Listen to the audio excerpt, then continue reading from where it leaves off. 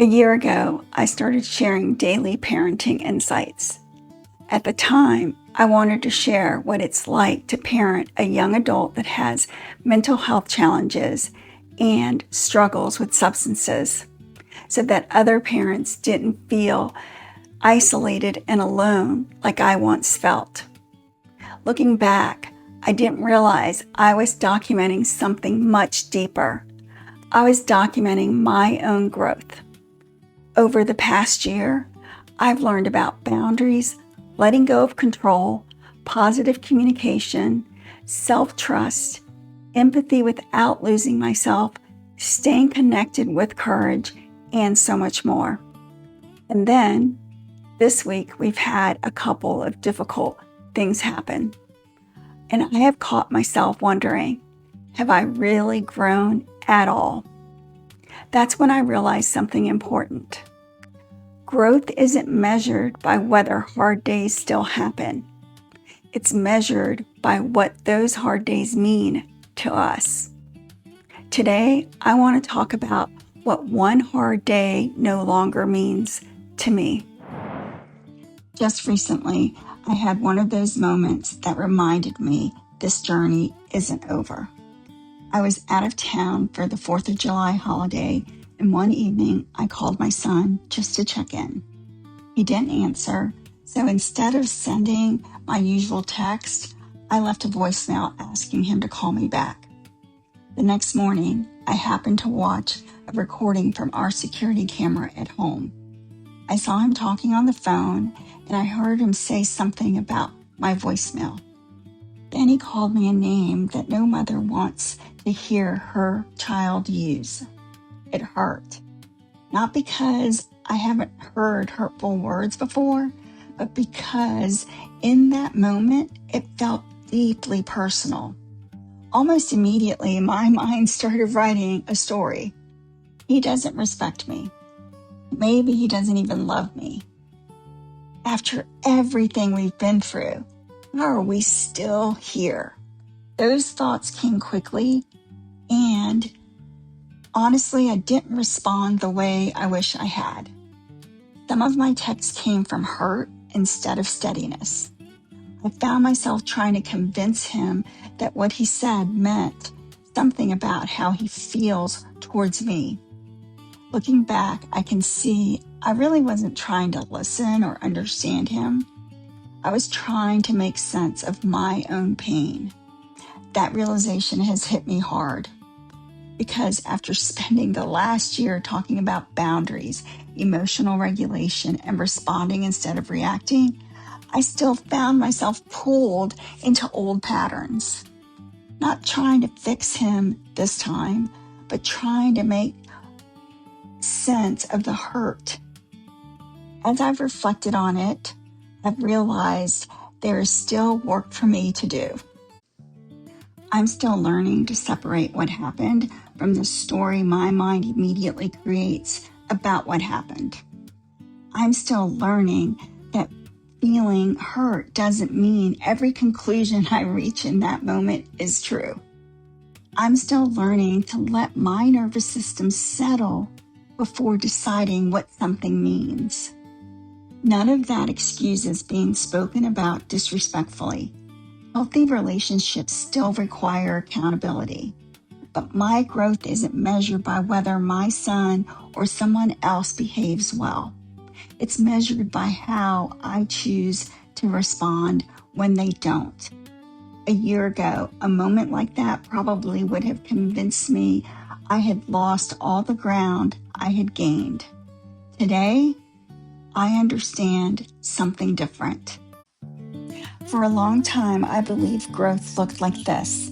If I learned enough, if I went to enough therapy, if I read enough books, if I practiced enough, eventually parenting would stop feeling so hard.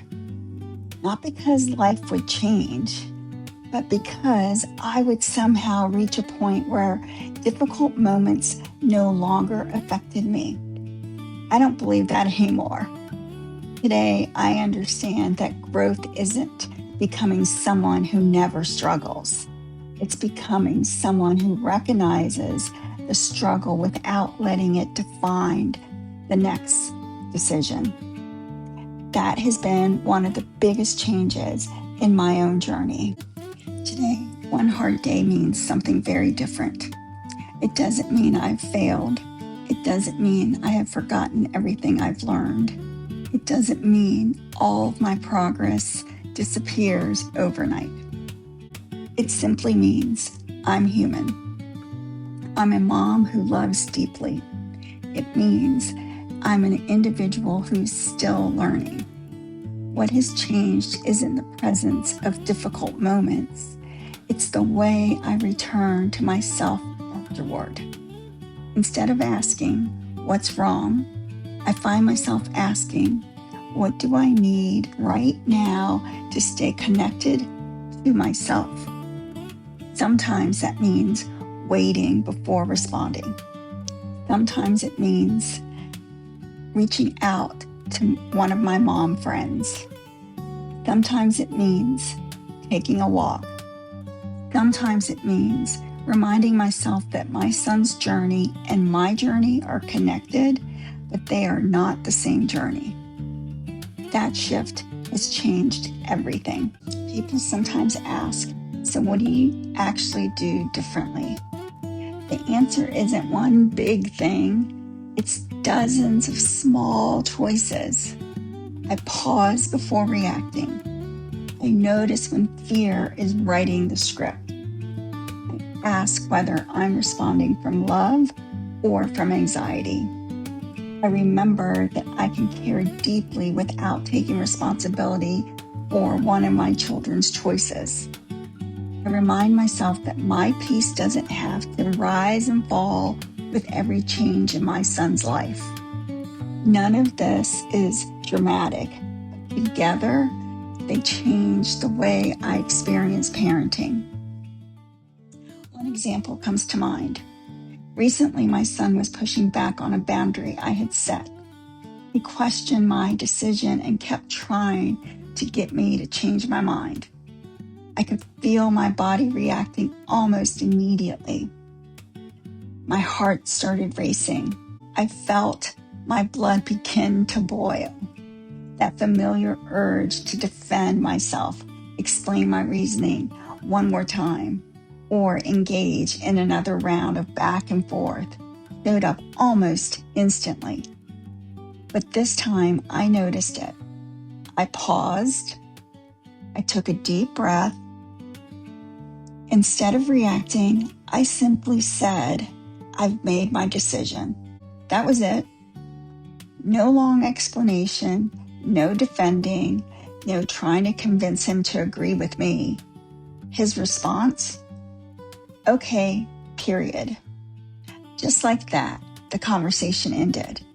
He stopped pushing, and I remember thinking afterward, that felt different. Not because he suddenly agreed with my boundary, but because I stayed connected to mine. A year ago, I probably would have spent the rest of the day explaining, justifying, or second-guessing myself. This time, I trusted that I didn't need one more explanation. Sometimes growth isn't found in the big dramatic moments. Sometimes it's found in a single pause, a single breath, and one calm sentence. I'd like to leave you with a few questions. What does one hard day mean to you? When something difficult happens with your young adult, what story do you immediately begin to tell yourself? Do you believe you have failed? Do you believe you've lost all your progress? Or can you begin telling yourself a different story? Maybe today wasn't evidence that you've gone backward. Maybe it was another opportunity to practice everything you've been learning. That, to me, is what growth looks like. That, to me, is how the journey continues. If you've been following this channel or following me on socials over the past year, thank you. Whether you've been here since the beginning or just found this channel, I am grateful that you are here. The first half of this month, we're exploring a simple theme. The journey continues. It's not because we've reached the finish line. It's because growth continues, connection continues, learning continues, showing up continues. And every time we return to the parent that we want to be, we're taking another step forward, even if the path still feels uncertain. Thank you for spending this time with me. If today's conversation resonated with you, I'd love to hear from you in the comments. What does one hard day mean to you today? And what do you hope it will mean a year from now? Until next time, remember, one hard day doesn't define your journey. It simply becomes another step along the path.